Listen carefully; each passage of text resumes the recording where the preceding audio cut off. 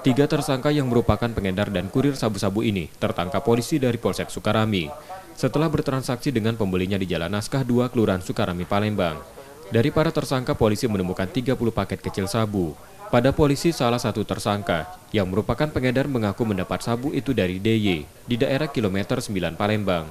3 orang yang dimana diduga melaksanakan penyalahgunaan narkoba, di mana mereka berhasil kita amankan saat dapat informasi.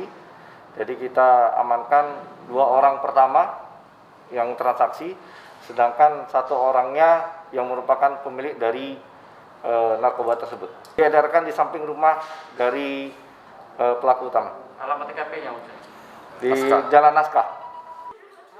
Para tersangka kini ditahan di tahanan Polsek Sukarami, Palembang dan terancam hukuman 20 tahun penjara. Reski Oktora, Muklas Diferensial, Kompas TV, Palembang, Sumatera Selatan.